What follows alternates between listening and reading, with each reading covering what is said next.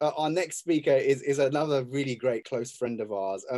I've known this girl, this lady, for years. My first denim role was with the amazing Amy Leverton, who's joined us now, and she's going to be giving us a nice sort of trend talk. But Amy, we've travelled the world like together. We've shared horrible experiences together. We've done, it's quite funny. We go back quite a long time. Even I'm wearing a very rare T-shirt that we developed together as well. But I'm representing. But I won't talk much. I'll let you carry on. So Amy Leverton, please take it. Please take it away. Hi, Mawson. Good to see you. And hi, everybody else. Right, I'm going to go ahead and share my screen. Okay, all right. Hi, everybody. So it's morning time in Los Angeles here. I moved here 5 years ago, and my name is Amy Leverton. I have a platform called Denim Dudes, Instagram and blog and all of that stuff. And what I do is my actual day job to pay my rent is trend forecasting. So I'm going to start off by, I just threw in a little bit of my bio there. But I think after listening to a few of the other presentations, I will make it a little bit more specific to my trajectory out of university. So I went to Kingston University and I studied fashion design. When I was a kid, I was like, I want to design dresses. And that was what I was all about.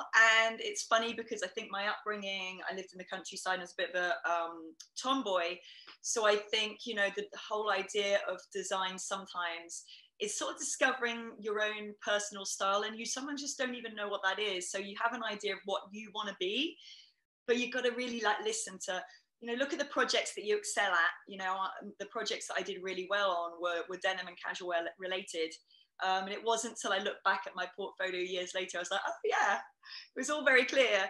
But at the time, when you're at university, that's the whole point. You're there to sort of learn what you're better at, what you excel at, and what you enjoy the most. So I went out of uni, and actually that's where Mawson and I met. We worked at a company called Okini, and so I spent about 4 years as a casual wear and denim designer in the industry. Now, in trend forecasting, you find people who come from all walks of life. Journalism is a very popular background. And design, the reason I think that design is a great background to come into trend forecasting from is because essentially you're telling designers or sharing designers with, your research and your inspiration. So at the end of the day, to have an idea of, Leanne was obviously telling us all about the design process, and knowing what a designer's day by day capabilities are and jobs that they need to do kind of helps.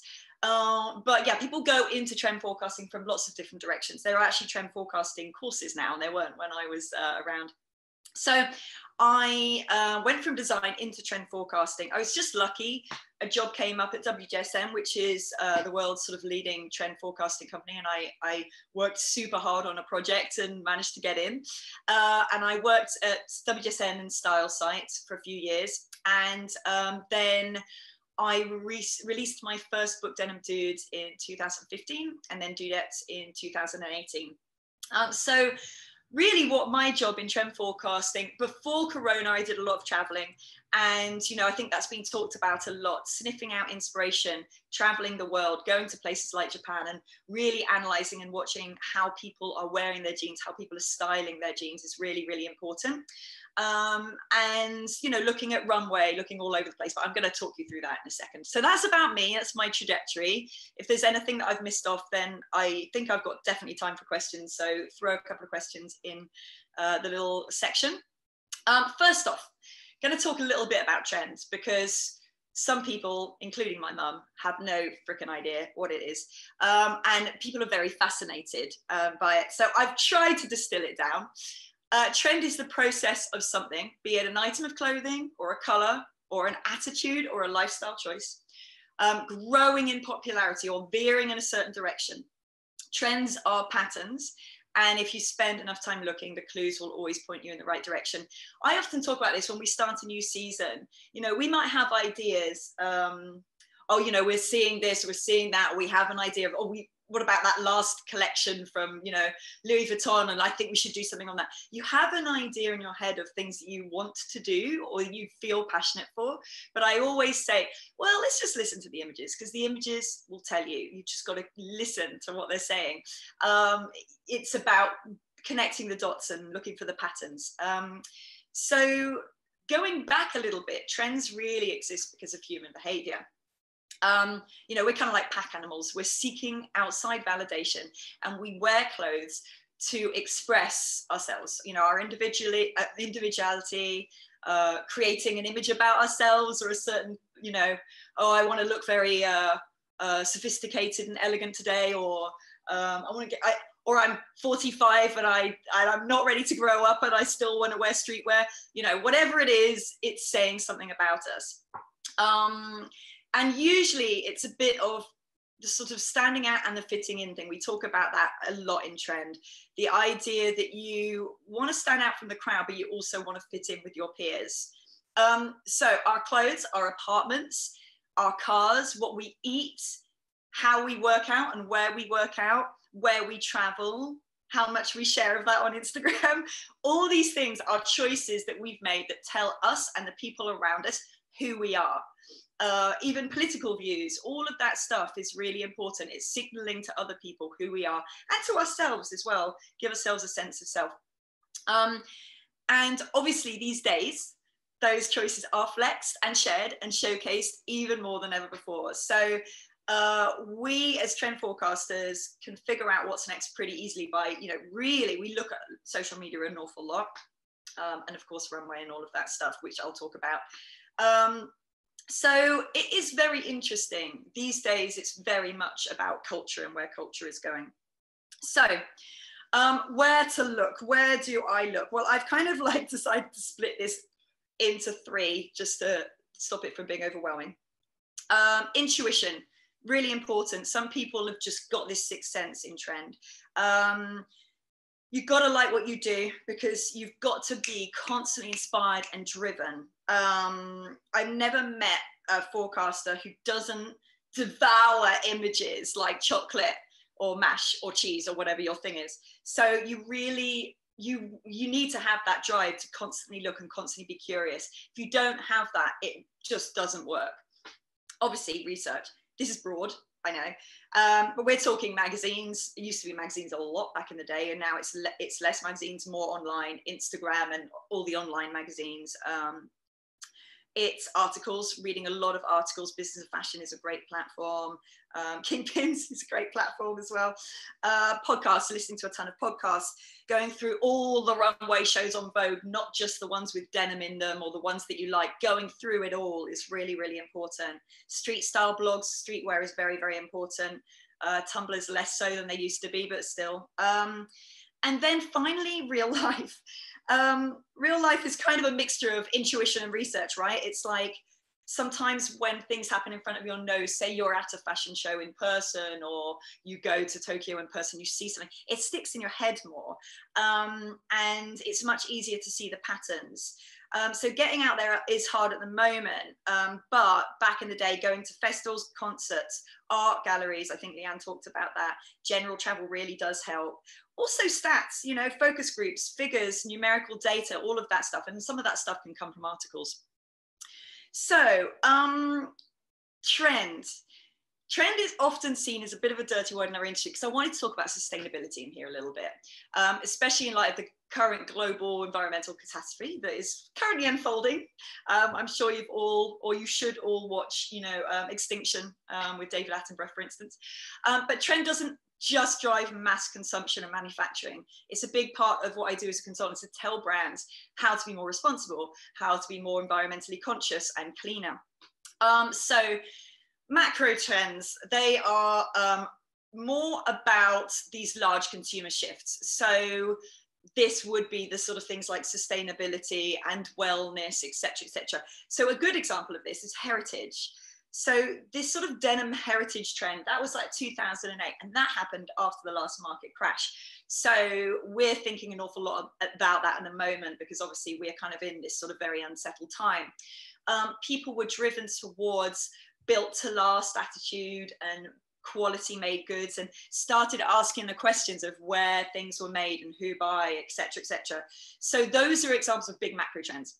Micro trends are more apparel driven, but also longer. So it, you know, it wouldn't be just like a flash in the pan thing. It would be something that, like, so for instance, I've said Crocs because people are kind of like comfort, indoors, outdoors, practical. You know, it's like a blank canvas, like a jean in a way, a Croc. You know, it can be a lot of different things to different people. They come in lots of shapes and sizes, as we know. So that would be a micro trend.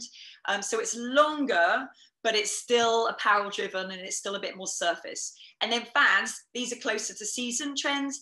And a good example of that would be the tie-dye tracksuit. You know, that is something that hit massive saturation point in kind of like April because of the lockdown and because of tie-dye. And it was just like a great combination. So that's a shorter one. You know, people are not going to be wearing tie-dye tracksuits in 10 years, for instance. But with the macro trends, it's like people will be thinking about wellness and sustainability in 10 years. Does that make sense? I'm going to scoot through this really quickly because I don't know how I'm doing time-wise, but this is just to give you an example. So I do the trend for Kingpins. You know, obviously you are probably very familiar. That's the denim fabric trade show, and that's now online. We used to go to Hong Kong and Amsterdam and New York and China. So I present to them, I create these big macro trends. Last season, we started with these big overarching themes because more than ever, these big macro trends are really important. And that's something that I've noticed in my career. Things like the skinny jean, it is important, silhouette is important, but these big consumer trends are the things that are driving how people interact with clothing these days. So we had, and I'm going to go through these quickly, we had recession, stroke depression, which I've talked about earlier. Is there going to be a super recession? Is there going to be a short, sharp shock to the industry? So we, you know, look at the uncertainty. This we put together in about April time. Then we had humbled. Everyone was kind of like more mindful about their shopping decisions. What was valuable today was different from, say, last year. People resetting their belief systems, all of that stuff. Another thing that we went into was nearshore. So kind of like what's happening with fast fashion, is that coming to an end? Also, we were forced in a way from being global to being local, you know, and shopping from home. I mean, I live in LA, but I was getting lemons from like a neighbor, etc., etc. So all of that kind of stuff really makes people think differently about where they get their stuff from. Then we had super sustainability. Obviously, sustainability is something we have talked about for years, but it's becoming more and more poignant as time goes on. You know, as we are, I guess, approaching a point of no return, but also because of coronavirus, people were watching, oh, well, the carbon emissions are going down, etc., etc. There was a lot of make, do, and mend. How long am I going to have my pair of jeans for? And I have more time in my hands, maybe I could mend it. Then we had the creative boom, led me very well into that segue. You know, COVID-19 forced people to dream, to think about, okay, well, maybe I've lost my job, but maybe it wasn't my dream job after all, and maybe I'd like to do something else. Or I have more time in my hands, I want to learn a new skill. Or I've always had this passion and I'm pretty good at it, but I have more time to spend on it. And then finally, Alone Together, the idea of people really bonding online, not being able to see each other in person. And so those connections have suddenly come to the forefront, and they're more important than they used to be. So those were some of the things, for instance, that we looked at last season, and then those would then trickle down into actual trends and essentially would shape the denim jacket of 2021, for instance. And you know, it comes from things like, you know, health, wellness, lifestyle choices, like I said, sustainability, being humble. All of those things really affect the way that a consumer will purchase. We very much look at, you know, future consumers. Obviously, we look at younger people more than, say, boomers, for instance, because that's where all the innovation is and that's where all the change is going to happen. And they're the new generation of consumers who are coming up.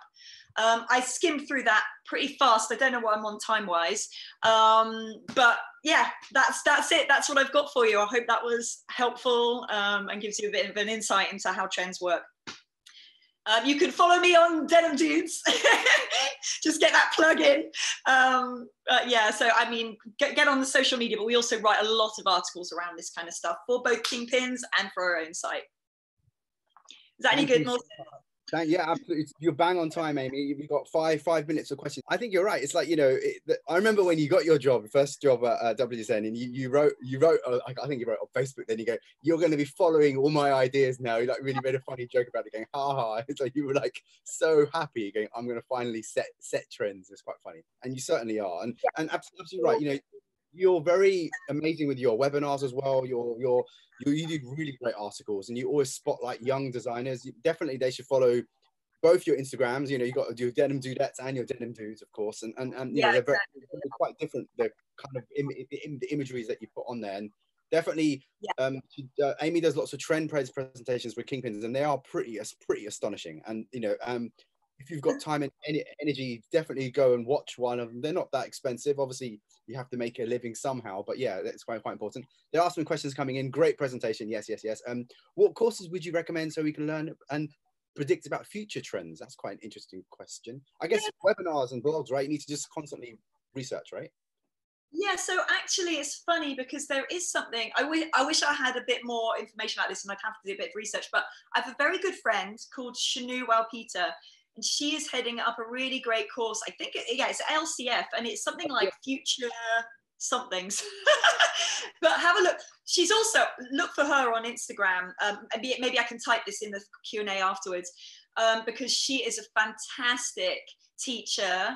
And she an amazing lecturer, and when I say teacher, I just mean through her Instagram, just following her, you learn so much.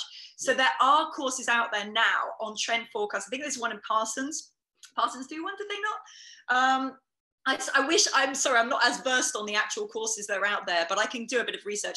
When I was around, it was I just came from design and there wasn't trend forecasting, but as a designer, the bit that I loved was the research. And so if you're that person who's like ideas, research, new thing, like runway, all of that stuff, then you know that you've probably got an inkling. And if you're always wearing stuff and then 2 years later people are wearing it, there's a sign. You know, you've been a trend forecaster and been in the world of trend for more than 10 plus years. And obviously now you're dabbling into design every now and again. It must be quite fun for you, because obviously you're so you like researching it, and then that's it, you've already moved on to the next thing, so it must be quite interesting. Yeah, it's interesting being in trend, because you do like, by the time something hits mainstream, you're so over it.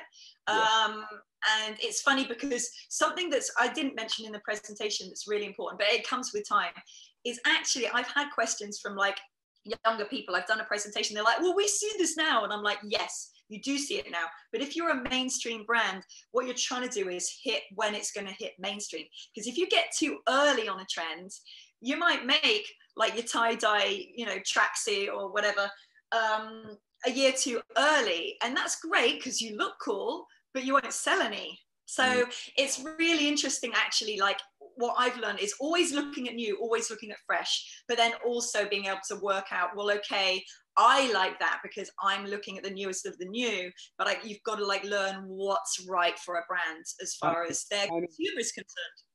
Timing is quite important. Need to wrap up quite soon. Please write the name of the course that he is teaching. Maybe we can do a whole blog about the different courses that are available. That might be quite fun. Yeah, exactly. But I'll have a bit of a think about it now, and like, you know, because I'm sure there are a few out there. It's been a while for me. Yeah. Students at my school often feel trend watching is hard to learn skill. Trends can be so hard to grasp. What's the practical tips for better trend watching? Final question. I mean, practice. I think, honestly, if you're into it, set yourself projects, do scrapbooks. I'm showing my age now. Pinterest boards. I've got a gazillion Pinterest boards on my Instagram. I have all these saved images. Put them together. See how they look together. Try and build stories visually. You know, when I was a kid and I just, first graduated from uni, I used to set myself many projects. I was going through my storage unit the other day. I've got, like, after I graduated from uni, I did about 4 or 5 projects I set to myself glutton for punishment or what, but like, it's because I was super inspired and I wanted to, and I wanted to design. They were design projects, but start making boards, putting images together, seeing how they look, and then see what happens. Check with, you know, like you'll actually see more and more stuff coming out that looks like what you put together, and you'll get a sense of timing. So honestly, it's just practice, like everything. There's no quick route. Oh, thank you so much, Amy, especially because of the time zone. You managed to join us on time. It's your early morning for you. Thank you. I'll get back to tea and I'll think about courses. Yeah, think about courses. Maybe that can be a webinar or like a blog post. That would be quite fun to do some research for. Yeah, exactly. Amy, you're amazing as always. Thank you so much. To see you as always. Bye-bye.